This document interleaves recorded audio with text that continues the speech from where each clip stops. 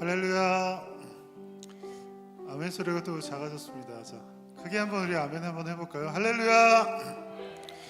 자, 지난 한 주간 잘 보내셨죠? 날씨가 요새 너무 좋은데 어떻게 좀 보내셨나요? 오늘 오랜만에 우리 전명화 권사님, 우리 김정지 집사님 오랜만에 뵈서 너무 반갑고 잘 오셨습니다. 좀 더 자주 오셨으면 좋을 것 같아요. 기회가 되면 더 자주 뵙고 교제 나누길 바랍니다. 강수미 사모님 지난주에 수술하시고 오늘 못 오시나 했는데 또 건강한 모습으로 이렇게 오셔서 너무 반갑습니다. 많이 기도하고 있으니까 잘 안정되도록 계속 기도하겠습니다. 12월에 이제 둘째 주입니다. 다음 주면 이제 추수감사 주일인데 받은 은혜들을 생각하시면서 올 한 해도 인도하신 주님께 감사하는 마음 가지고 우리 기쁘게 찬양하면서 주님께 나가도록 하겠습니다. 자, 그 사랑 우리 찬양 같이 하면서 주님께 나아갑시다.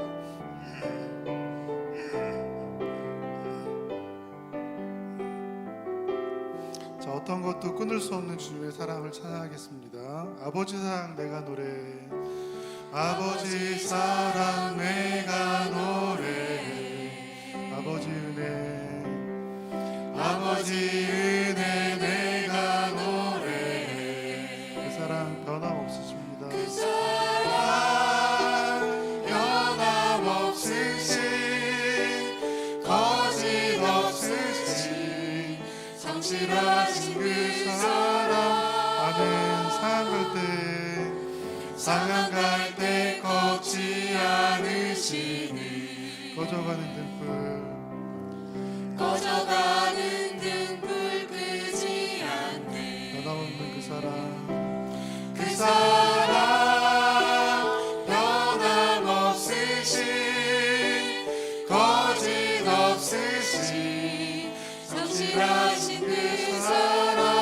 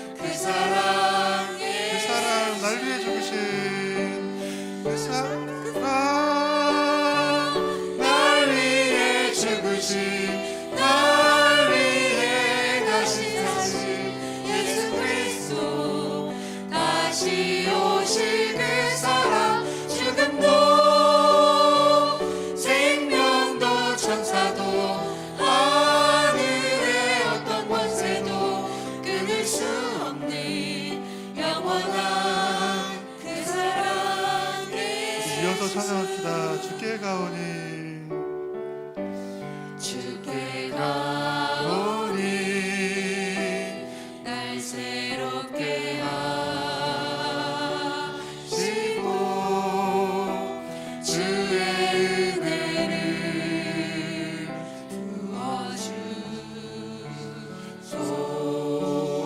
부어주소서. 내 안에 발견한 나의 연약함,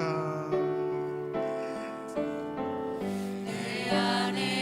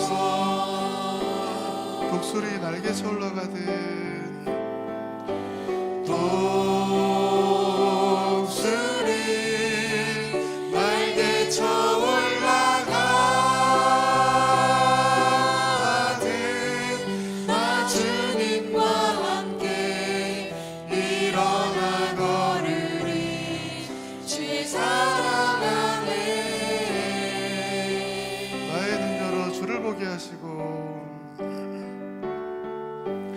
나의 눈 열어 주를 보게 하시고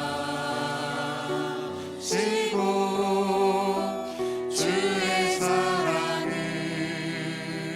알게 하소서. 매일 나의 삶에 주 뜻 이루어지도록 매일 나의 삶에 주뜻 이루어지도록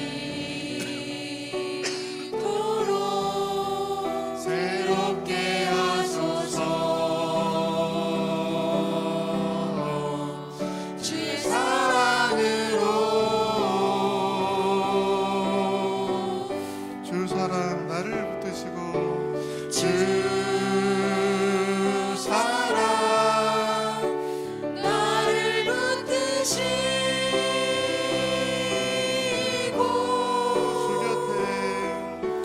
주 곁에 날 이끄소서. 독수리 독수리 날개쳐 올라가듯 나 주님과 함께 일어나 걸으리 주의 사랑 안에.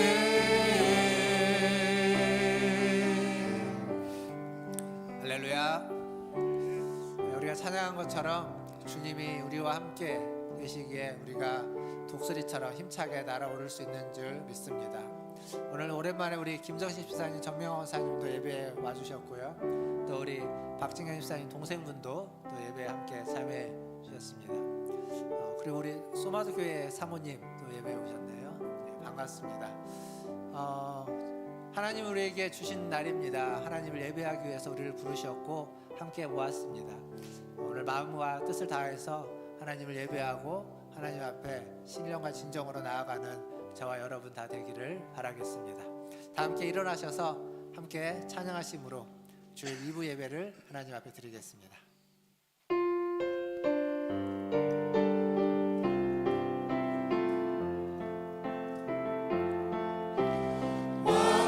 완전하신 나의 주 그의 길로 날 인도하소서. 행하신 모든 일 주님의 영광 다 경배합니다. 예배합니다. 찬양합니다. 주님만 날 다스리소서. 예배합니다. 찬양합니다. 주님 홀로 높임 받으소서. 여호와는 자기를 경외하는 자들과 그의 인자심을 바라는 자들을 기뻐하시는도다. 아멘. 하나님, 이 시간 하나님을 경외하며 주님 앞에 나아갑니다. 우리를 받아 주시옵소서.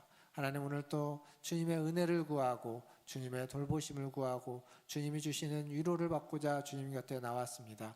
우리에게 위로하여 주시고 돌보아 주시고 새 은혜를 풍성히 허락하여 주시옵소서. 예배의 시종을 주님께 부탁합니다. 예배 가운데 임재하신 하나님을 찬양하며 예수님의 이름으로 기도하옵나이다. 아멘. 우리 다 함께 성시교독 교독문 66번 시편 150편을 함께 교독하겠습니다. 할렐루야. 그의 성소에서 하나님을 찬양하며 그의 능하신 행동을 찬양하며 나팔 소리로 찬양하며 소고치며 춤추어 찬양하며 큰 소리 나는 재금으로 찬양하며 다 함께 호흡이 있는 자마다 여호와를 찬양할지어다. 할렐루야. 아멘. 사도신경으로 신앙을 고백하겠습니다. 전능하사 천지를 만드신 하나님 아버지를 내가 믿사오며 그 외아들 우리 주 예수 그리스도를 믿사오니 이는 성령으로 잉태하사 동정녀 마리아에게 낳으시고 본디오 빌라도에게 고난을 받으사 십자가에 못 박혀 죽으시고 장사한 지 사흘 만에 죽은 자 가운데서 다시 살아나시며 하늘에 오르사 전능하신 하나님 우편에 앉아 계시다가 저리로서 산자와 죽은 자를 심판하러 오시리라. 성령을 믿사오며 거룩한 공회와 성도가 서로 교통하는 것과 죄를 사하여 주시는 것과 몸이 다시 사는 것과 영원히 사는 것을 믿사옵나이다. 아멘. 다 함께 앉으셔서 찬양하신 후에 강인구 장로님 나오셔서 기도해 주시겠습니다.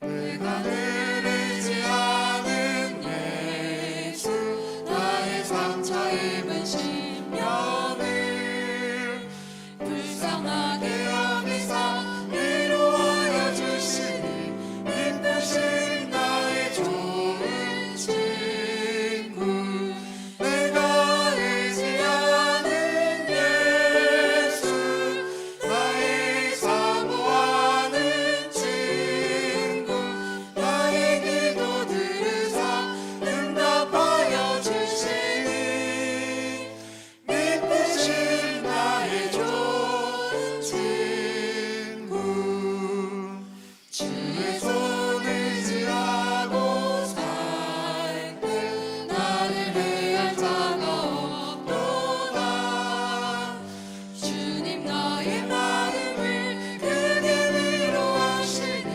믿으신 나의 좋은 친구 내가 의지하는 예수 나의 사모하는 친구 나의 기도 들으사 응답하여 주시니 믿으신 나의 좋은 친구 내가 요단강 건너가며 맘이 두려워서 떨래도 주가 인도하시니 어찌 두려워하랴 믿으신 나의 좋은 친구 내가 의지하는 예수 나의 사모하는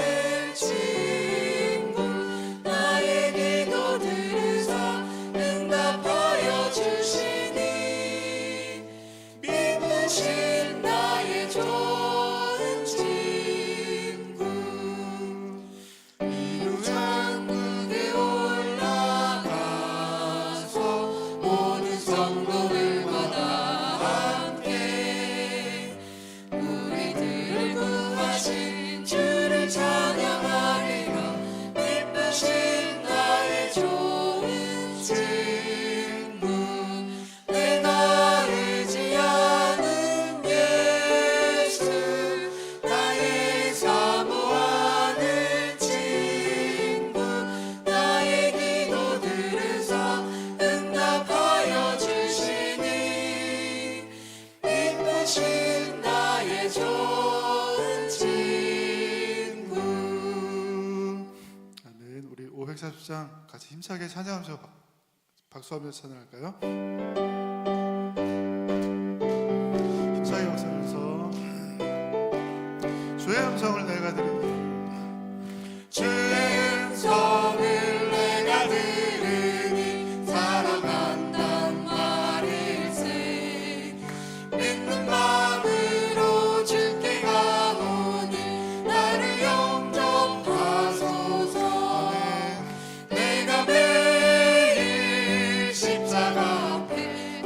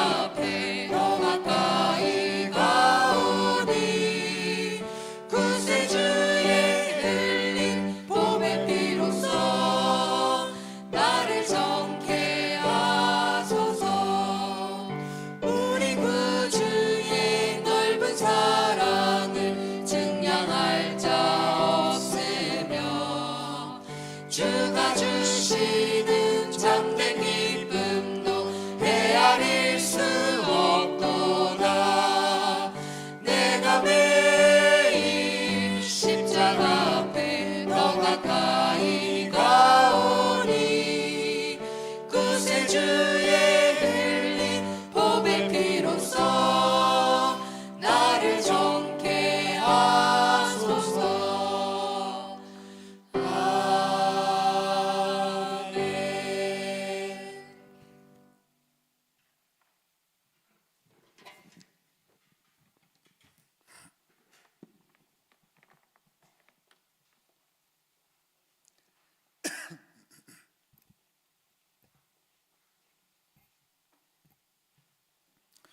너희는 마음에 근심하지 말라.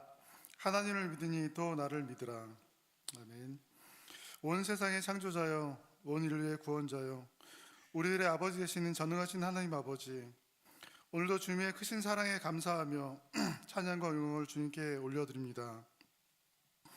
하나님의 행하신 놀라운 구원의 은총으로 죄인이었던 우리를 구원해 주시고 주님을 예배하는 예배의 자리에 부르신 은혜에 감사드립니다. 하지만 저희들은 여전히 주님을 떠나 세상을 가까이 할 때가 많았음을 고백합니다. 또한 삶의 고난과 근심 가운데 두려움과 절망으로 눈이 어두워져 주님을 찾지 못하는 연약한 믿음을 가지고 주 앞에 나왔습니다. 너희는 마음에 근심하지 말라 하시는 주님의 말씀을 붙들고 주님께 나아갑니다. 우리를 불쌍히 여겨주시고 이 예배의 시간을 통해 말씀과 성령의 강한 역사로 우리 모두를 새롭게 변화시켜 주시옵소서. 한 해를 마무리하는 11월의 아침에 여기까지 인도하신 주님의 은혜를 돌아보며 감사의 기도를 주님께 올려드립니다. 올 한 해도 사회적으로 경제적으로 숱한 어려움이 있었지만 오늘도 예배할 수 있는 건강을 허락하신 하나님께 감사드립니다. 또한 사랑을 나눠줄 수 있는 가족을 주시고 일을 주시며 무엇보다 함께 예배할 수 있는 귀한 공동체를 주심에 감사드립니다. 내 은혜가 내게 족하다 말씀하신 그 말씀을 기억하며 가지지 못한 것에 불평하기보다 가진 것에 감사하며 받은 은혜와 복을 헤아리는 복된 믿음을 허락하여 주시옵소서. 지난 주간 장례를 당하신 김정원 장로님의 가정에 하나님의 의로우심을 풍성하게 부셔서 천국의 소망으로 서로 사랑하며 감사하는 귀한 가정 되도록 은혜 베풀어 주시옵소서. 오랜 시간 투병 중이신 사랑하는 유기현 권사님, 또는 회복의 은혜가 필요한 김성문 권사님, 반홍 집사님, 곽혜덕 권사님, 강순희 사모님, 하나님의 특별한 치유의 능력으로 회복되게 하시며 더욱 건강케 하여 주시옵소서. 2024년 러브 어게인이라는 표어처럼 지금 우리는 하나님을 사랑하고 우리의 지체들을 사랑하고 있는지 돌아보기 원합니다. 무엇보다 하나님을 향한 뜨거운 사랑 안에 항상 거하며 감사와 감격의 찬양이 끊이지 않는 성도들 되도록 은혜를 베풀어 주시옵소서. 또한 우리 안에 비평과 비난과 수근거림과 험담보다 서로 사랑하고 아껴주고 용서하는 주님 기뻐하신 사랑 공동체가 될 수 있도록 은혜를 더하여 주시옵소서. 키즈카페 공사가 한창 진행 중에 있습니다. 공사의 모든 과정 중에 크고 작은 위험에서 지켜주시고 완공이 되기까지 안전하고 온전한 과정 되도록 특별한 은총을 베풀어 주시옵소서. 바라옵기는 이 키즈카페가 교회와 지역사역에 함께하는 소통의 통로가 되게 하시고 복음을 위해 귀하게 쓰임받는 선교의 통로로 세워져 갈 수 있도록 인도하여 주시옵소서. 오늘도 귀한 말씀을 가지고 박성 목사님 단위에 섰습니다. 성령께서 목사님의 마음과 생각과 입술을 주장하여 주시옵소서. 전하시는 그 생명의 말씀에 지치고 상한 영혼이 살아나게 하시고 우리 모두 아멘으로 화답하며 믿음 안에 새 삶을 다짐하는 복된 말씀의 시간 되게 인도하여 주시옵소서. 이번 주간에는 순둥이 있습니다. 사랑하는 민재와 정윤이 1년 동안 열심히 공부하며 이 시간을 준비했을 텐데 하나님 이 시간 또한 그 시간까지 주께서 함께 하셔서 그들의 마음을 주장하시고 공부한 모든 것들 정말 실수함 없이 잘 풀어나게 도와주시고 하나님이 인도하신 귀한 길들을 찾아 주님의 귀한 백성으로 자라가는 귀한 여정 될 수 있도록 이 한 주간 특별한 은혜로 인도하여 주옵소서. 마칠 때까지 온전히 주님께서 한 분만 은혜 받으시는 귀한 은혜 예배 되기를 원하며 모든 말씀을 예수님의 이름으로 기도합니다. 아멘.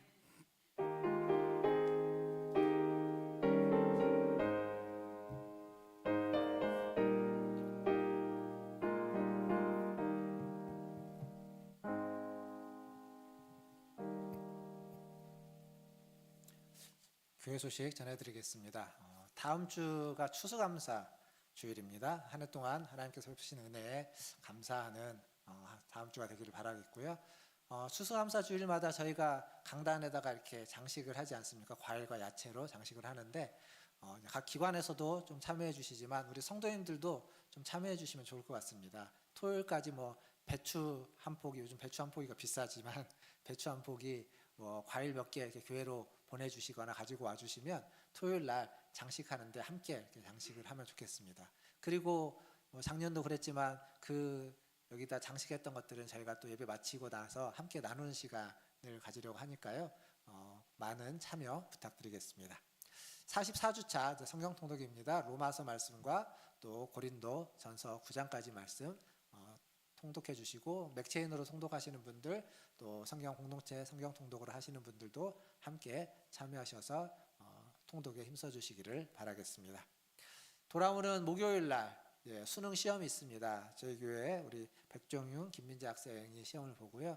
우리 또 권사님들 또 우리 자녀들 중에도 자녀손들 중에도 아마 시험 보는 친구들이 있는 것으로 압니다. 시험 잘 볼 수 있도록 꼭 기도해 주시면 감사하겠습니다. 그리고 추수감사 주일 맞이해서 사랑의 김장 나눔 축제라고 해서 우리 연로하신 분들 75세 이상의 분들에게 저희가 이제 김장을 하는데 조금 더해서 함께 좀 나누려고 합니다. 그것도 돌아오는 토요일 날 같이 하려고 합니다.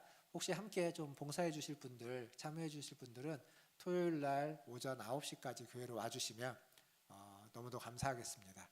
우리 궁금한 사항 있으시면 신현수 전도사님께 문의해 주시면 될 것 같고요. 많이 오시면 더 힘이 나서 잘 될 것 같습니다. 그리고 같은 날 또 하나 일이 있는데요. 여러분들 보시기에 이제 왼쪽 편 계단 아래에 보면 저희 교회 이전에 이제 공사하면서 어떤 폐기물이라든지 또 1층에 있었던 소파나 이런 것들을 좀 처리할 것들을 밖으로 빼놨습니다. 그걸 이제 밖으로 좀 옮겨가지고 이렇게 표를 붙여가지고 좀 버리고자 합니다. 네, 옮기는데 아무래도 사람이 좀 필요해서요. 좀 남자분들 토요일 한 10시까지 오시면 그거 좀 같이 옮기고 나르고 그리고 점심도 아마 같이 먹을 수 있지 않을까 싶습니다. 그렇게 와서 같이 해주시면 감사하겠습니다. 연말 정책당회 돌아오는 17일 주일날 오후 3시에 모양실에서 있겠습니다. 교구동정입니다. 지난 주일 장례가 있어서 월요일날 저희가 조문을 갔지만 우리 김정은 전도사님, 김정은 장로님 어머니, 김성원 사님 시어머님께서 소천하셨고 또 장례를 잘 마쳤습니다.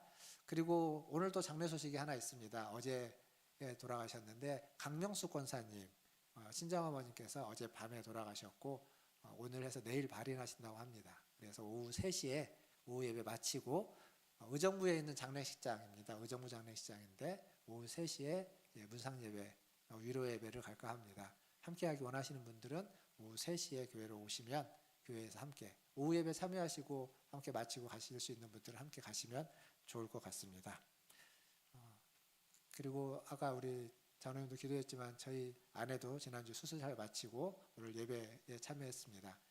기도해 주셔서 감사합니다. 오늘 중식은 우리 신광현 집사님 또 우리 최군남 권사님 가정에서 대접해 주십니다.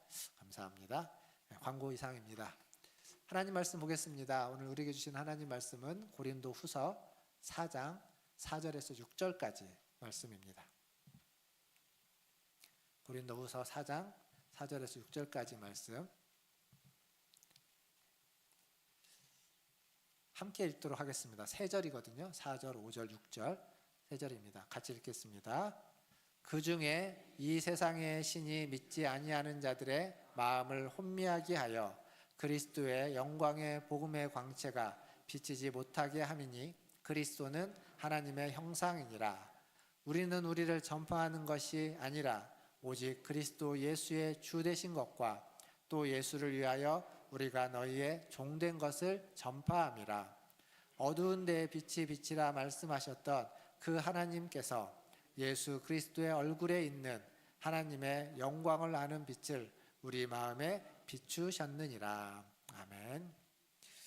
우리 앞뒤에 계신 분들, 좌우에 계신 분들 보시면 인사하겠습니다. 사랑합니다. 축복합니다. 오늘 예배에 처음 참여해 주신 분도 계시는 것 같은데 반갑습니다. 감사하고요. 지난주에 저희가 이제 요한계시록 말씀을 마무리하고 그리고 교회에 대해서 좀 생각해 보자라고 하면서 어떤 피상적인 신앙을 넘어서서 더욱 친밀하고 더 깊은 신앙 가운데 들어가야 된다. 이게 개인적인 신앙도 그렇지만 교회 안에서 교회적인 신앙도 마찬가지다. 그렇게 얘기했습니다. 오늘은 이어서 이런 질문으로 좀 말씀을 생각해 볼까 합니다. 교회는 누가 세워가는가? 교회는 누가 만들어가는가? 라는 거죠. 마태복음 16장 18절에 보면 예수님이 이런 말씀하십니다. 내가 이 반석 위에 나의 교회를 세우리라. 누가 교회를 세운다고요? 내가. 여기서 내가가 누구죠? 예수님이. 그러니까 교회는 우리가 세워가고 우리가 만들어가는 것이 아니라 예수님이 세우고 예수님이 만들어가는 곳입니다. 그렇다고 해서 우리의 할 일이 없느냐? 그렇지는 않습니다. 우리의 몫은 있습니다. 이런 말씀을 바울 사도도 에베소서에서 똑같이 이야기합니다. 에베소서 2장 21절과 22절을 한번 같이 화면을 보면서 읽어보도록 하겠습니다. 2장 21절입니다. 시작. 그의 안에서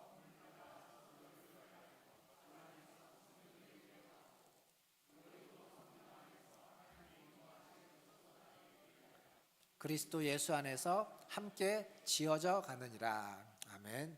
자, 여기 보면 우리가 성전을 만들고 세워간다, 지어간다가 아니라 성전이 되어간다고 했습니다. 우리가 성전이어서 우리가 성전이 되어가는 것, 성전으로 지어져 가는 것, 우리가 성전을 짓는 것이 아니라 우리가 성전이다. 그렇게 이야기해주고 있습니다.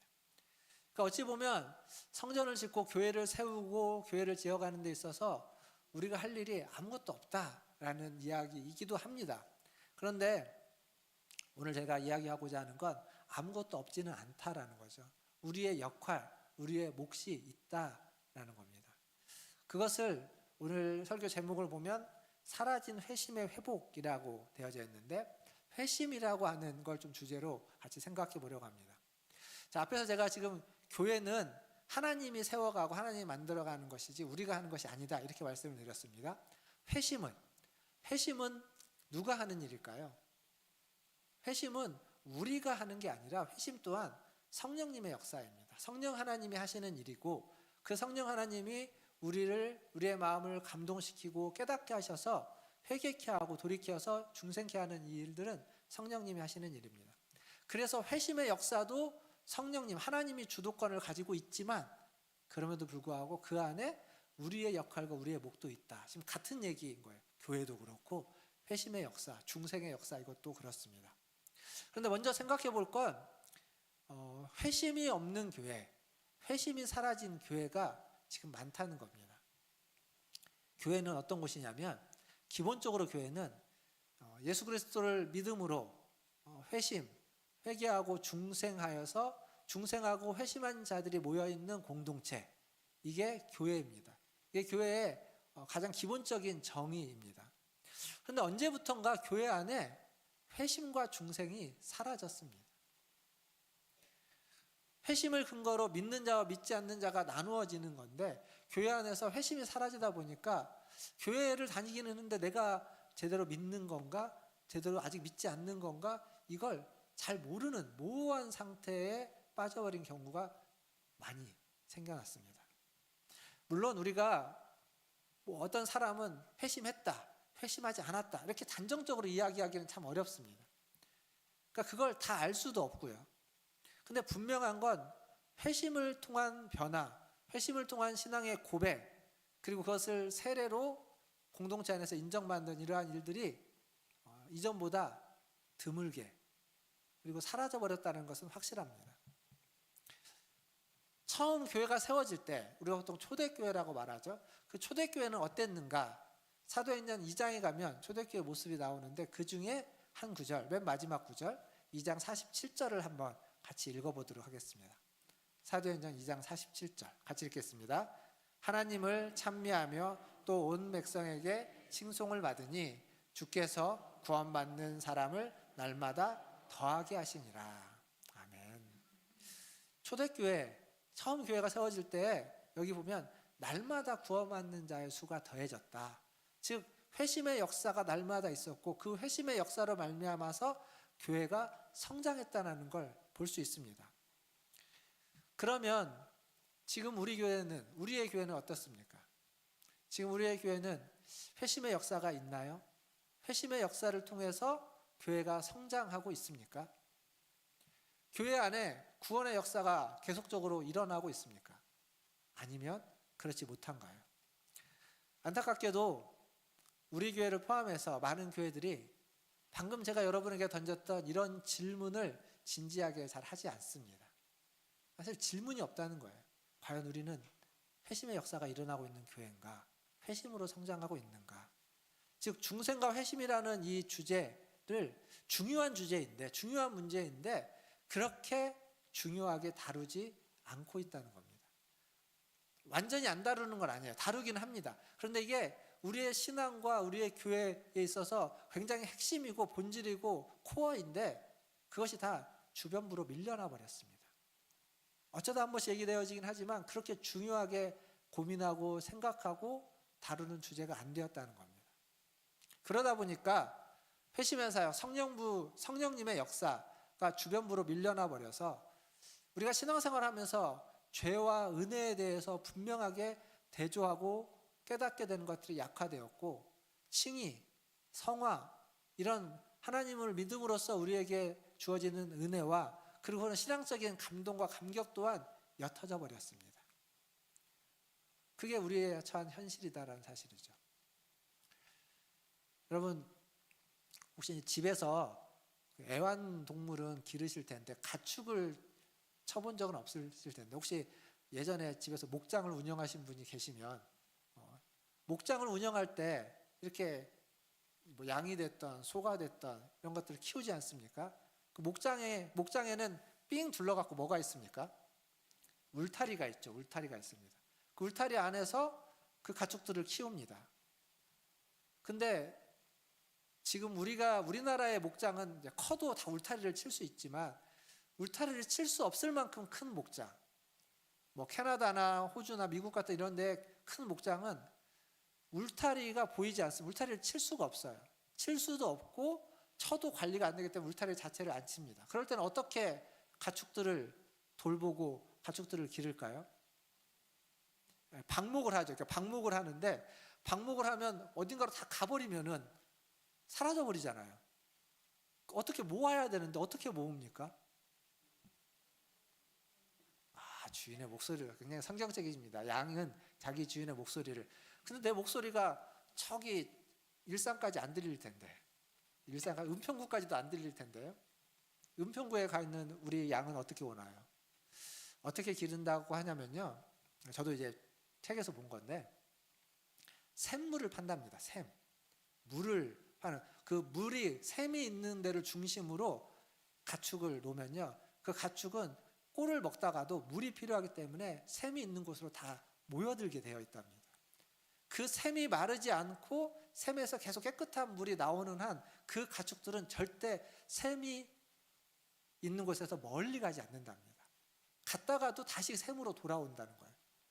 그래서 그 안에서 그 샘을 중심으로 키우게 되는 거예요. 제가 이제 왜 이 얘기를 하냐면 이 그림을 머릿속에 좀 그려놓고 이 뒤에 얘기를 좀 들으면 좋습니다. 두 가지 방법에서 울타리를 치는 것과 그리고 샘을 중심으로 가축을 치는 방법 두 가지. 자, 이걸 보고 이제 제가 여러분의 질문 하나 드릴 텐데, 여러분의 신앙에 있어서 믿음이 먼저입니까? 아니면 교회라고 하는 공동체, 교회 생활을 했던 게 먼저입니까? 답하지 않으셔도 됩니다. 굳이 답하라고 질문 던진 게 아니에요. 생각해보세요. 나는 믿음이 먼저였나? 아니면 교회 나오는 게 먼저였나? 모태신앙의 경우는 또 다 다르죠. 또 모태신앙 아는 분들도 다 다를 겁니다. 다르게 표현하면 분명한 믿음을 가지고 교회라고 하는 공동체에 와서 교회 멤버가 되고 교회 식구가 되었는지, 아니면 교회를 와가지고 교회를 다니다 보니까 어느 날 믿음이 생겼는지, 아마 둘 중에 하나일 겁니다. 다 다를 거예요. 뭐가 먼저일까요? 논리적으로 보면 제가 앞에서 교회란 어떤 데냐고 이야기했냐면 교회란 예수 그리스도를 구주로 고백하고 믿는 자들이 모여있는 공동체가 교회라고 했습니다. 그래서 논리적으로 보면 먼저 믿음이 먼저라는 게 논리적으로 맞습니다. 논리와 전통은 그렇게 이야기합니다. 그런데 현실적으로는요, 그런 분도 계시지만 그렇지 않고 교회를 다니다 보니까 믿음이 생긴 분들도 현실적으로 있습니다. 두 가지 중에 뭐가 옳다, 뭐가 그르다 그렇게 이야기할 수 있지 않고 그 둘은 다 우리에게 지금 경험되어지고 있는 현실입니다. 그러니까 이걸 다르게 보면 믿음이라고 하는 것을 경계로 해서 믿음의 안에 있는 사람, 믿음 밖에 있는 사람으로 나눌 수 있는 거예요. 아까 제가 울타리라고 이야기했죠. 가축을 칠 때 울타리 안에 있는 건 가축이고 울타리 밖에 있는 건 나의 가축이 아니거나 혹은 그 가축을 해하려고 하는 짐승일 겁니다. 그러니까 그 울타리로 구분을 짓는 거예요. 그러니까 우리의 신앙도 믿음이 있느냐 없느냐로 구분을 짓게 되는 겁니다. 그렇게 경계를 정하고 안과 밖을 나누는 거죠. 그래서 그 안은 교회, 그 밖은 세상, 이렇게 이제 구분을 짓기도 하는 겁니다. 그런데 실제로는 울타리 안에 있느냐 밖에 있느냐를 구분하기 어렵다는 겁니다. 제가 지난주에 계시록 말씀 마치고 이제 이 새롭게 말씀을 시작하면서 제가 설교하는 저 나름대로의 원칙에 대해서 말씀을 드렸죠. 구약 한번 하면 신약 한번 하고 신약했으면 구약하고 그리고 중간에 한 번씩 교회에 대해서 지금 교회에 대해서 이야기를 하는 건데 교회에 대해서 그리고 복음에 대해서 1, 2년에 한 번 정도는 꼭 하려고 한다. 제 나름의 원칙이었다. 지금까지 그렇게 지켜왔고요. 그렇게 한 이유는 뭐냐면 교회를 오랫동안 다녔지만 교회 안에서 아직 복음에 대해서 확신을 갖지 못하고 복음을 듣지 못하고 복음을 받아들이지 못한 성도들이 있다는 겁니다. 그래서 복음에 대한 이야기를 교회 안에 있지만 설교를 통해서 교회 안에 있는 모든 성도들이다 할지라도 전하려고 하고 들어야 된다라는 거죠. 울타리 안에 있느냐 밖에 있느냐를 정확하게 구분하기 어렵습니다. 그리고 본인도 스스로도 확신하기 어렵습니다. 여러분이 구원의 확신이 있느냐 없느냐라고 했을 때 확신하지 못하는 분들이 있는 건 내가 울타리 아닌지 밖인지 자기 스스로도 확신하지 못하는 거예요. 근데 그럴 수 있습니다. 근데 여기서 중요한 건 뭐냐면 그럼에도 불구하고 내가 울타리 안에 있다고 생각한다면 그건 내가 노력해서 얻은 게 아닙니다. 내가 울타리 안에서 내가 하나님의 백성으로서 하나님의 자녀로서 교회 생활을 한다는 건 신앙생활을 한다는 건 내가 노력해서 얻은 어떤 지위나 은혜가 아니에요. 그건 말 그대로 은혜입니다. 거저 준 거예요. 하나님이 베푸신 은혜로 내가 울타리 안에서 신앙생활을 하고 있는 거지 그건 은혜인데 근데 문제는 은혜로 얻었는데 그게 마치 내가 노력한 것처럼 생각하고 울타리 안과 밖을 나누어서 울타리 안에 있는 사람 우리 같은 식구들, 믿음의 사람들 그리고 울타리 밖에 있는 믿지 않는 사람들과 이 대립구도를 만들어버린다는 겁니다.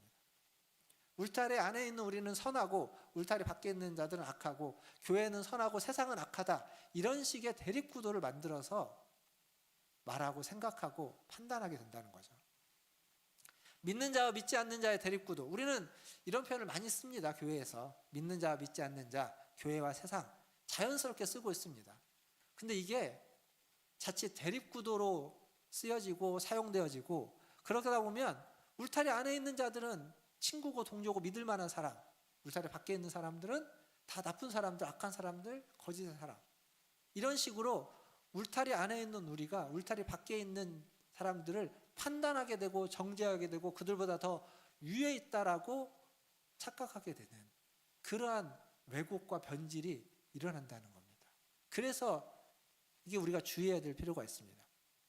성경은 울타리 안에 있는 자, 울타리 밖에 있는 자를 나눌 때 울타리 밖에 있는 자들을 뭐라고 이야기하냐면 세리, 죄인 그리고 이제 그런 죄인들의 대표적으로 세리, 창기 이런 사람들 이야기합니다.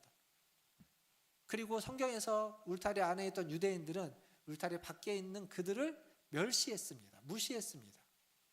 그런데 예수님은 어떻죠? 예수님은 그 바로 울타리 밖에 있는 그들, 죄인이라고 불리는 그들을 찾아갔고 그들을 환대했고 그들에게 은혜를 베풀었습니다. 예수님이 그랬다는 겁니다. 사랑하는 성도 여러분, 우리가 울타리 안에 있는 건 은혜입니다. 은혜.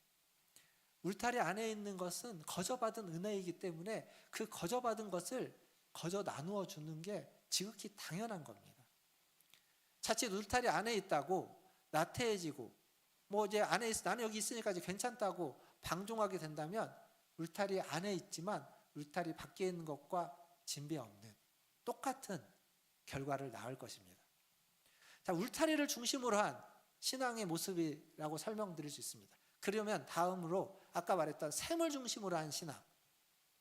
샘이라는 건 다른 말로 바꾸면 그리스도다라고 이야기할 수 있습니다. 그리스도. 즉 그리스도를 중심으로 한 신앙. 그리스도를 중심으로 한 신앙은 샘과 가까울 수도 있고 샘과 멀어질 수도 있습니다. 즉 그리스도와 가까워질 수도 있고 그리스도와 멀어질 수도 있다는 겁니다. 그게 우리의 신앙의 한 모습이 되는 거죠. 그리스도와 가까이 온다는 건, 그 샘에 가까이 간다는 건 왜 가까이 갑니까? 샘에 있는 물을 마시기 위해서. 물이 필요하기 때문에 그 물을 마시고 그 물을 마심으로 목을 축이고 그래서 샘을 얻기 위해서 한 거죠. 그러니까 샘에 가까이 왔지만 샘 곁에 있지만 샘물을 마시지 않는 자는 가까이 있어도 그리스도와 상관이 없는 자일 수 있습니다. 멀리 있지만 그 샘물이 갈급하고 필요한 걸 알고 멀리에서 그 샘을 향하여 가려고 애쓰고 노력하는 자는 아직 샘 곁에 와서 물을 마시지 못할지라도 그리스도가 필요하다는 걸 절감하고 있는, 그리스도를 열망하고 갈망하고 찾는 관계에 있는 자일 수 있다는 겁니다. 그리고 주님은 그러한 자들을 환영하고 환대하고 있는 겁니다. 사랑하는 성도 여러분, 여러분의 신앙은 어느 쪽에 가까우십니까? 여러분의 신앙은 샘을 향하여 나아가고 샘물을 필요로 하는 신앙에 가까우십니까? 아니면 울타리를 쳐놓고 울타리 안에서 거주하고 있는 신앙에 가까우십니까? 만약 여러분이 샘을 추구하고 그 샘물을 마시고 그 샘물이 얼마나 귀하고 나에게 필요하고 우리에게 필요한지를 아는 사람이라면, 샘물을 먹고 마신 경험이 있는 사람이라면 그냥 그대로 머무를 수 없을 겁니다. 다른 사람들에게, 샘이 필요한 사람들에게 이야기할 겁니다. 제가 예전에 저희 아내랑 함께 그 한의원, 팔체질 의학이라는 것을 하는 한의원을 다닌 적이 있습니다. 그때 이제 다니다가 거기 이제 한의원에 예약하고 가도 한 1시간 정도를 기다려야 되는데 앉아서 대기실에서 기다리고 있는데 어느 날 저희 아내가 한 여학생이랑 이야기를 하는 걸 옆에서 들었습니다. 한 20대 한 초반 정도 되는 여학생인데 딱 봐도 아토피가 심하구나라는 걸 알 수 있었습니다. 근데 이제 얘기를 하는데 그 아이는 어려서부터 아토피가 심했고 그래서 안 해본 게 없답니다. 좋은 병원도 가보고 양방 한방 약도 먹고 이것저것 다 해보고 또 살림력이 좋다고 하니까 어디 지방에 가서도 해보고 부모들이 다 해준 거죠. 근데 다 했답니다. 근데 효과가 없었대요. 근데 여기 한의원에 와가지고 그 수지침처럼 똑딱똑딱 침을 놨는데 그걸 맞고 너무 좋아져서 지금 제가 봤을 때는 아직도 여전히 심하지만 그게 굉장히 좋아졌고 밖에를 나다닐 수 있게 되었다는 거예요. 자기는 길거리에 가면서 사람을 붙잡고 얘기해주고 싶대요. 자기가 지금 경험했던 것. 그 얘기를 하는 걸 제가 옆에서 들었습니다. 그게 정말 좋은 건 줄 알면 우리는요, 사람들은 다 이야기합니다. 얘기하고 싶어 하는 겁니다. 그러니까 샘인 그리스도께 와서 그 샘물을, 그리스도를 마시고 먹고 그것의 가치를 알고 그것이 얼마나 내게 소중하고 나에게 정말 좋은 건지를 알면 우리는 가만히 있을 수 없는 겁니다. 이야기하고 싶은 거예요. 말하고 싶은 겁니다. 근데 말하지 않고 이야기하지 않고 있다는 건 내가 그만큼 그 샘 곁에 있을지라도 샘물을 마시지 않고 있다는 것이고, 마셨더라도 그게 얼마나 좋은 건지를 모르고 있다는 거예요. 여러분 어떻습니까? 복음이라는 건 그런 겁니다. 복음에 대해서 아무리 들어도요, 그 복음이 정말 나에게 필요하고 나를 변화시키고 정말 복음 없이는 못 살겠구나, 사람은 살 수 없구나 라는 걸 알면 얘기를 안 할 수 없습니다. 그러나 아무리 들어도 그냥 그렇지, 참 좋은 거다 라고 하고 그 옆에서 나의 것으로 삼지 않고 받아 먹어 누리지 않으면 그냥 대면 할 수밖에 없습니다. 교회 생활은 잘할 수 있지만 복음이 여러분을 변화시키지는 못할 겁니다. 여기서 알 수 있는 건 울타리는 별로고 샘은 좋은 거다. 그게 아닙니다. 울타리도 샘도 다 성경에 나옵니다. 성경에 나와요. 둘 중에 하나가 옳고 하나는 그르다는 것이 아니라 둘 다 우리에게 필요한 겁니다. 분명 울타리는 중요합니다. 교회와 세상은 구분할 수 있어야 됩니다. 세상에 속하지 않았지만 세상이 어떠한지 알아야 됩니다. 동시에 주님은 주님께 오는 자는 결코 내쫓지 않는다고 하면서 울타리 밖에 있는 자라 할지라도 주님을 향하여 찾아오고 있다면 주님은 울타리 안에 있는 자와 똑같이 그를 환영하고 받아주시고 그리고 그에게 샘물을 공급해 주실 겁니다. 아까 목자의 음성을 듣고 오는 자, 울타리 밖에 있어도 목자의 음성을 듣고 오는 자가 있어요. 그러면 그런 자는 주님이 맞이해 주신다는 거죠. 받아들이는 겁니다. 물론 그렇다고 아무나 들어오는 건 아닙니다. 마태복음 19장에 가면 부자 청년에 대한 이야기가 나옵니다. 부자 청년이 예수님께 나와요. 나와서 뭘 물어보냐면 선생님 어떻게 해야만 내가 영생을 얻을 수 있습니까? 라고 묻습니다. 예수님이 뭐라고 답변하시냐면 첫 번째 하나님을 사랑하고 이웃을 사랑하라 그 얘기를 해요. 그러니까 십계명에 있는 말씀을 지키라는 거, 율법을 지켜라 라고 합니다. 그러자 이 청년이 뭐라고 얘기하죠? 내가 그 말씀은 어려서부터 지키지 않음이 없습니다. 다 지켰다는 거예요. 잘했다는 거죠. 울타리 안에서 있고 잘했다는 겁니다. 칭찬받고 싶었을 겁니다. 근데 그 얘기에 예수님이 뭐라고 대답하시냐면 19장 21절인데 내가 온전해지려면 너가 가지고 있는 재산을 소유를 팔아서 가난한 자들에게 다 나누어 주고 나를 쫓으라라고 합니다. 청년이 어떻게 했을까요?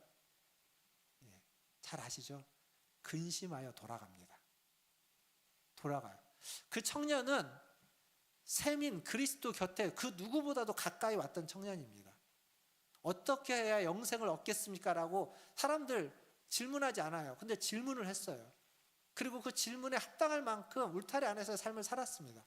그러나 정말 샘물을 마실 수 있도록 마시라고 이야기했던 그 얘기를 듣고는 뒤돌아서서 떠나가 버렸습니다. 샘 곁에 왔지만 샘물을 먹지 않고 뒤돌아서서 샘으로부터 멀어진 자인 겁니다. 그러니까 누구나 올 수 있지만 아무나 그 샘물을 마시지 않는 정말 그걸 필요로 하는 자에게만 주어지는 것이다라는 걸 알 수 있습니다. 샘을 버린 겁니다. 사랑하는 성도 여러분, 여러분은 어떻습니까? 여러분의 신앙은 무엇을 위하여 신앙을 가지고 계시며 무엇을 위하여 여기 오셨습니까? 좀 더 나은 종교적인 삶과 풍성한 세상의 복을 필요로 해서 신앙을 가졌고 여기 오셨습니까? 아니면 어떤 신령하고 영적인 것들, 좀 더 고상한 것들을 찾고자 신앙을 가졌고 여기 오셨습니까? 사실 원하는 게 뭐든지 저는 상관없다고 생각합니다. 제가 말씀드렸던 전자에도 후자에도 괜찮습니다. 중요한 건 그것을 위해서라면 결코 샘을 떠나서는 안 된다는 거예요. 샘 곁에 와야 되고 샘으로부터 살다 보면 멀어질 수도 있어요. 그러나 먼 곳에서 다시 돌이켜서 그 샘 곁으로 와서 그 샘의 물을 마실 때 그럴 때 비로소 여러분이 원했던 것, 여러분이 추구했던 것, 아니 여러분은 생각하지 못하고 있었던 여러분의 필요가 채워질 수 있다는 겁니다. 그렇게 샘 곁으로 나오는 자를 주님은 누가 되었던 멸시하지 않고 거절하지 않고 받아주신다는 거예요. 이것을 믿으시고 샘이신 주님께로 더 가까이 나오시는 저와 여러분 다 되시기를 주님의 이름으로 축원드립니다. 회심이라는 주제였습니다. 내가 지금 이 얘기를 했지만 회심이라는 주제, 회심이 돌이켜 오는 거예요. 회심의 역사, 다른 말로 바꾸면 중생의 역사를 낳는 건 우리의 힘과 노력과 의지로서 되는 일이 아닙니다. 앞에서도 이야기했죠. 분명히 말씀드리지만 회심의 역사, 교회를 세우는 일은 전적으로 주님의 일이고 주님이 하시는 일입니다. 회심을 통해서 죄인이 거듭나는 일은 우리가 애쓰고 노력한다고 될 일은 아닙니다. 그럼에도 불구하고 우리의 역할이 있다라고 말씀을 드렸습니다. 그러면 그런 일은 무엇을 통해서 일어나느냐? 하나님의 말씀을 통해서 일어난다라고 성경은 반복해서 이야기합니다. 로마서에서 바울은 뭐라고 말하냐면 믿음은 그리스도의 말씀을 들음으로써 우리에게 생긴다고. 그리고 베드로전서에 가면 베드로는 또 이렇게 이야기합니다. 베드로전서 1장 23절 한번 같이 이 구절을 읽어보겠습니다. 같이 읽겠습니다. 시작. 너희가 거듭난 것은 썩어질 씨로 된 것이 아니요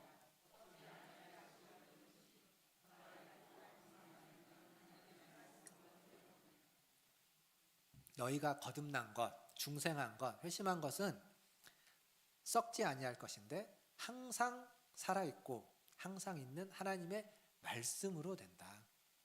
그러니까 회심은요, 중생의 역사는 하나님의 말씀으로 되어지는 겁니다. 성령님의 역사입니다. 그럼에도 불구하고 우리의 역할이 있다라고 제가 지금 계속 강조하고 있습니다. 하나님의 말씀이 역사되는 일인데 도대체 그 하나님의 말씀이 역사하는데 우리의 역할은 뭐가 있느냐? 오늘 우리가 읽었던 고린도후서 4장에 있는 본문을 한번 잘 보면 여기에 세상의 신이 나옵니다. 세상의 신인 마귀가 뭐라고 나오죠? 혼미케 한다고. 그 사람들의 마음을 혼미케 해서 복음의 광채가 비치지 못하게 가로막고 있다고 얘기합니다. 근데 그런 얘기를 하면서 바울이 뭐라고 하냐면 그래서 내가 예수 그리스도의 주되심과 너희를 위하여 종된 것을 전파한다. 그래서 그 복음의 능력을 믿기에 그 전파하는 그 말씀을 통하여서 복음의 영광이 너에게 비춰지게 될 것이다. 오늘 읽었던 본문이 이게 4절, 5절, 6절.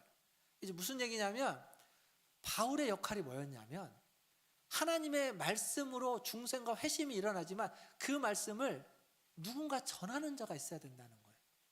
그게 바울의 역할이라는 겁니다. 하나님의 말씀이 중생을 일으키고 회심을 일으킵니다. 그건 우리가 할 수 있는 일이 아닙니다. 근데 그 말씀을 전달해 줄 자가 필요하다는 거예요. 그게 우리의 역할이라는 겁니다.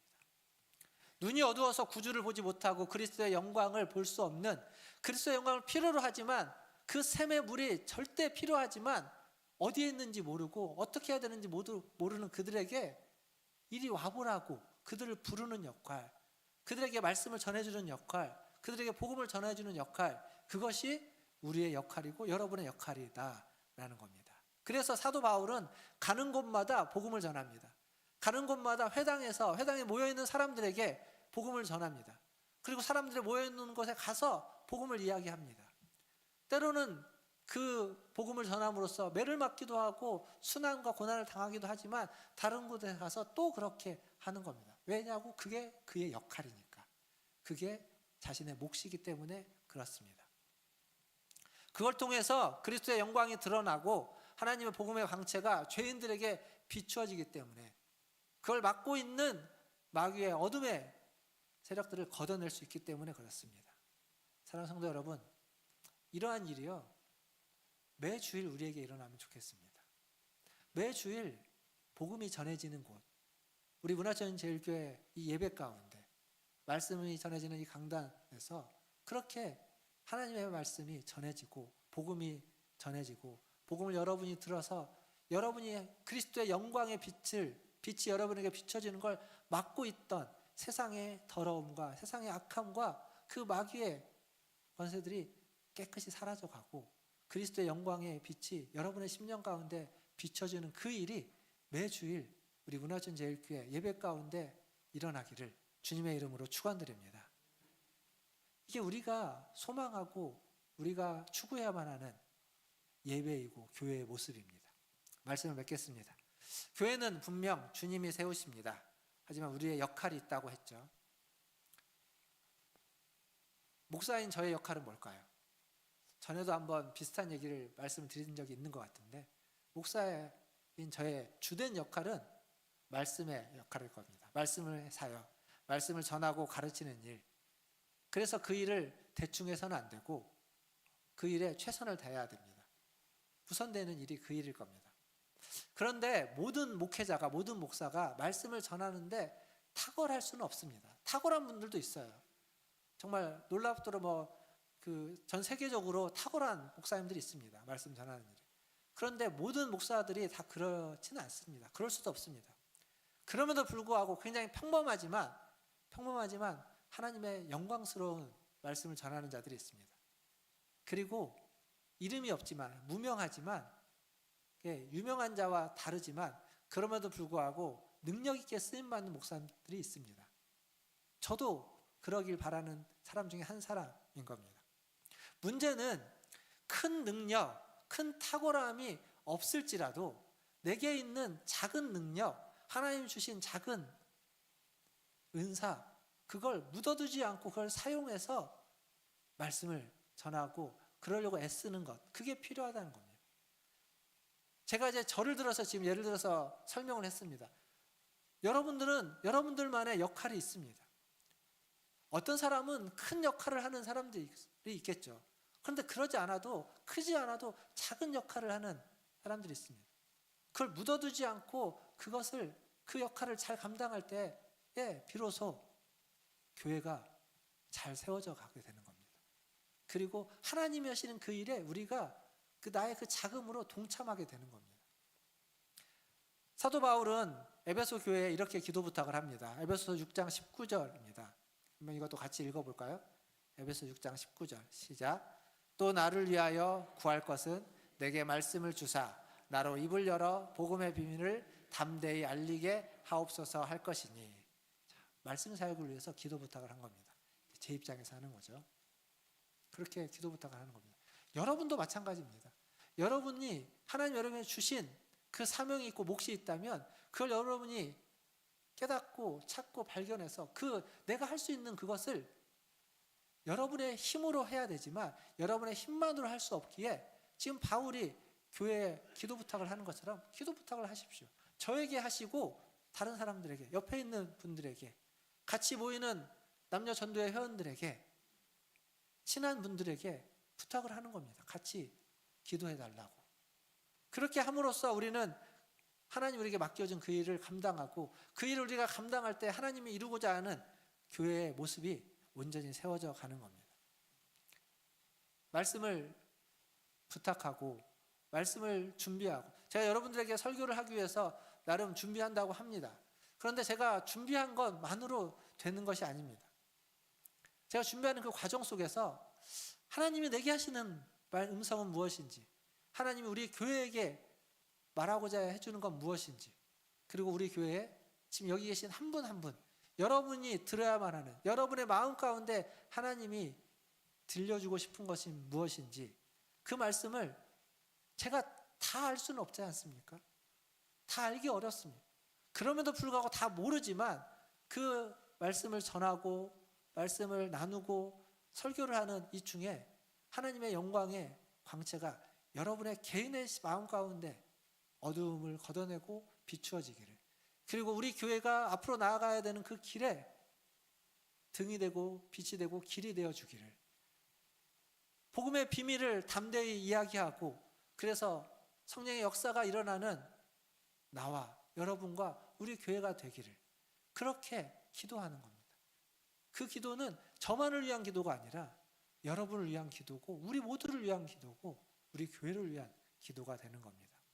사랑하는 성도 여러분, 말씀이 선포될 때 죄인들에게 하나님의 영광의 빛이 비추어지고 회심이 일어나기를 기도해 주십시오.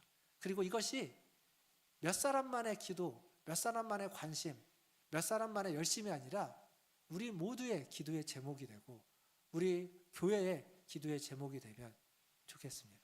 그 말씀을 준비하면서 정말 우리가 회심과 중생, 그 거듭남에 대해서 우리가 그 예수 그리스도에 가까이 가서 그 샘물을 먹는 것이 우리 모두의 기도 제목이고, 기도할 때마다 우리가 기도하는, 우리가 다 그것에 관심을 갖고 기도하고 그렇게 사람들에게 이야기하고 나눌 수 있는 그것이면 좋겠다라는 마음이 들었습니다. 그래서 초대교회처럼 날마다 구원받는 자의 수가 더해져가는 그런 문화촌 제일교회가 되기를 주님의 이름으로 축원드립니다. 교회가 세상에서 조롱받고 있죠. 조롱거리가 된 세상입니다. 그런데 우리가 그렇게 거듭나서 그렇게 회심의 역사가 일어나면 그 조롱이 초대교회가 그랬던 것처럼 칭송으로 바뀔 것입니다. 조롱이 칭송으로 바뀌는 그 일이 일어나기를 또한 함께 기도하면 좋겠습니다. 그렇게 기도하시겠습니까? 제가 조용히 묻는다고 해서 조용히 대답하시면 안 됩니다. 제가 조용히 물어도 여러분은 크게 마음을 다해서 그렇게 화답하시고 기도해 주시기를 주님의 이름으로 축원드립니다. 기도하겠습니다. 오늘 말씀을 기억하면 좋겠습니다. 회심의 역사가 사라지고 있습니다. 변화가 잘 일어나지 않습니다. 하나님의 능력이 부족하거나 그게 변해서가 아니라 어쩌면 우리가 그것을 사모하지 않고 추구하지 않고 그것을 위해서 기도하지 않고 또 우리의 역할을 제대로 감당하지 않고 있기에 우리 때문에 그 일이 일어나고 있지 않는지도 모르겠습니다. 그렇다면 방법은 하나밖에 없습니다. 내게 주어진 역할을 내가 감당하는 겁니다.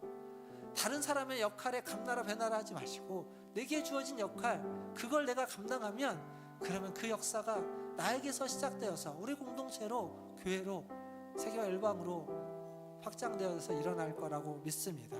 우리 기도할 때 주님, 그 복음의 역사가 나에게 있게 하여 주시옵소서. 회심의 역사가 있게 하여 주시옵소서. 하나님의 그 영광의 그 복음의 광채가 나에게 비추어지게 하여 주시옵소서. 그리고 그것이 나에게서 끝나는 것이 아니라 다른 사람들에게 전해지고 그 복음을 선포하고 복음을 가르쳐서 복음을 나누어서 온 교회가, 그리고 울타리 밖에 있는 자들도 그 복음을 듣고 주님께로 나올 수 있는, 그렇게 믿는 자의 수가 날마다 더해져가는 우리 교회가 되게 하여 주시옵소서라고 같이 한 목소리로 기도하며 나가겠습니다. 기도하겠습니다. 하나님, 이 시간 하나님의 은혜를 구합니다. 하나님, 이 시간 하나님의 자비와 긍휼을 구합니다. 하나님, 우리는 약하고 우리는 부족합니다.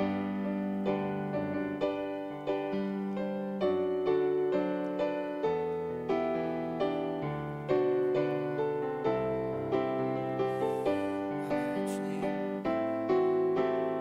하나님 우리를 잡아주옵소서. 하나님, 세상에 조롱거리가 된 교회가 아버지 하나님 우리 안에 회심의 역사, 변화의 역사가 중생의 역사, 성령의 역사로 말미암아 하나님 조롱이 칭송으로 바뀌게 하여 주시옵소서. 하나님, 날마다 구원받는 자의 수가 통쾌하기 위해서 세상에서 칭찬받고 인정받게 하여 주시옵소서. 세상에 욕하는 것이 두렵지 않은 것이 아니라 하나님, 세상에 욕하는 그것이 날마다 구원받는 자의 수를 아버지 하나님 내어사가는, 하나님 구원받는 자까지도 아버지 하나님 회개하는 하나님, 그러한 것이 아닐까 하나님 걱정되고 염려되고, 주님 칭찬받고 해서 주님의 역사가 세상 가운데 펼쳐져 가기를, 세상을 새롭게 만들어져 가기를 위해서 하나님 기도하고 주님 주시고 주님 역사하여 주옵소서. 하나님, 우리가 하나님 그 복음을 듣고 복음을 받아서 복음의 역사로 말미암아서 하나님 우리가 거듭나고 중생하고 회심하고 새로워지기를 원합니다.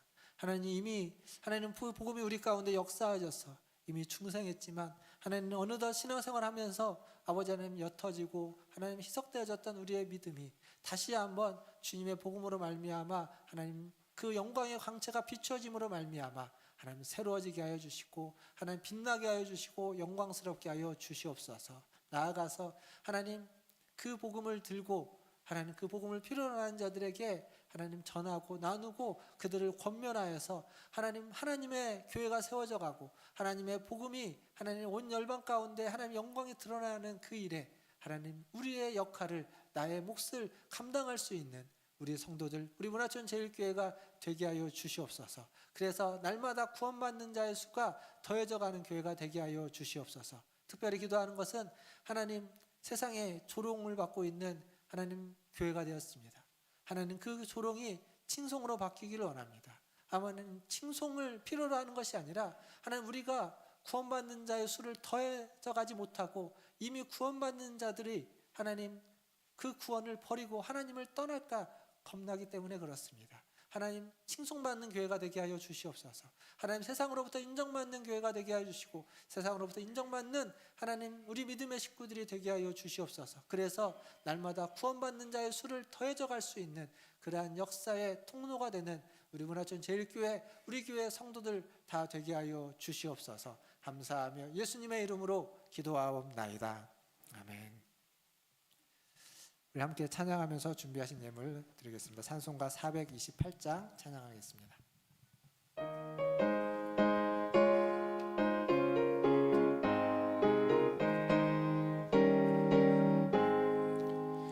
내 영혼의 햇빛이 주 영광 찬란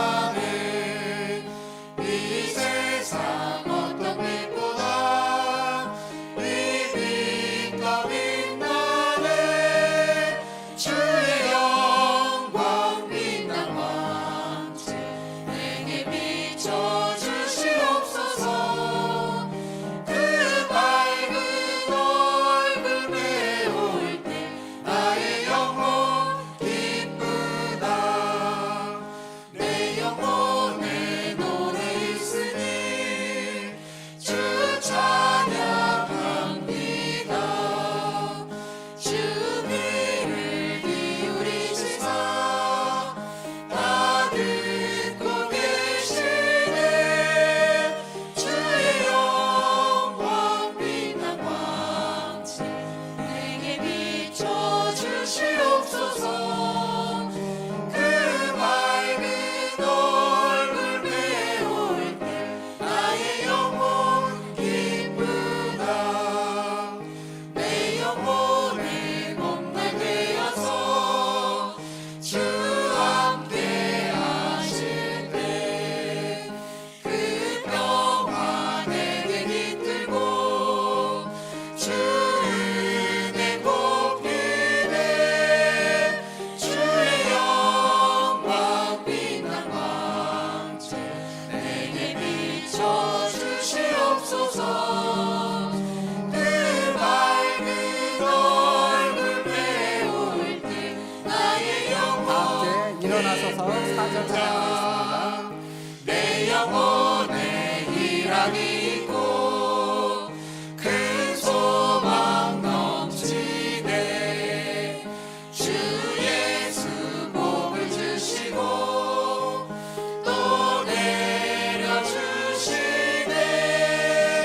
주의 영광 빛난 광채 내게 비춰 주시옵소서. 그 밝은 얼굴 배울 때 나의 영혼 기쁘다. 아멘. 기도하겠습니다. 하나님, 우리의 영혼에 주님의 복음의 영광의 빛을 비춰 주시옵소서. 그래서 주님이 비치는 그 빛으로 인하여 하나님 기뻐하며 감사하며 찬양하며 살아가게 하여 주시고, 그 빛을 하나님 세상 가운데 그 빛을 필요로 하는 자들에게 전해줄 수 있는, 반사할 수 있는, 비춰줄 수 있는 그러한 빛의 자녀들 되게 하여 주시옵소서. 오늘 또 예배 가운데 나올 때 빈손으로 오지 않고 주신 물질 중 일부를 구별하여 드리게 하시니 감사합니다. 하나님, 이 물질이 쓰이는 곳에 주님의 영광의 복음의 광채가 비추어지게 하여 주시고, 모든 어둠의 권세는 떠나가게 하여 주시고, 사라졌던 회심이 중생의 역사가 일어나게 하여 주시옵소서.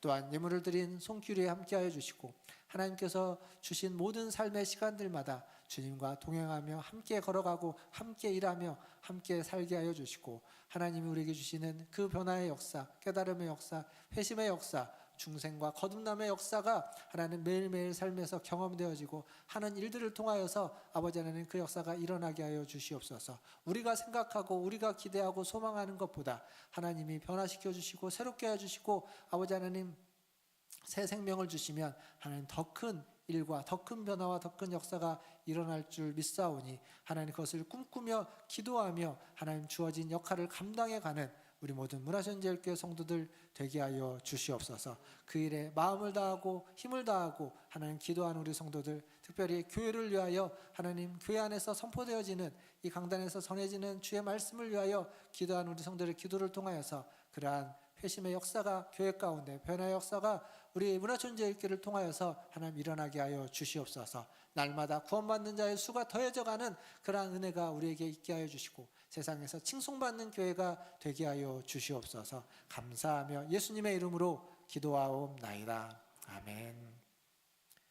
지금은 우리를 위하여 십자가에 달려 돌아가신 구주 예수 그리스도의 은혜와 우리를 사랑하시는 하나님 아버지의 크신 사랑하심과 우리와 날마다 함께 하시는 성령 하나님의 위로교통 충만하심이 주의 복음의 영광의 광채를 입고 그 복음을 전하고 그 복음을 나누며 무엇보다도 하나님이 기뻐하시는 삶을 살아가기를 소원하고 다짐하는 우리 문화촌제일교회 모든 성도들 위에와 그들의 자녀손들과 가정과 직장과 일터 위에, 그리고 주의 복음을 들고 회심과 중생의 사역을 전하여 하나님의 나라를 세워가는 사역자들과 선교사님들 위해, 전쟁과 지진과 기근과 홍수와 환난과 재난 속에서 주의 자비와 긍휼을 필요로 하는, 중생의 역사를 필요로 하는 모든 주의 자녀들 위해, 그리고 저 북녘 땅 위에 이제로부터 영원토록 함께 있을지어다.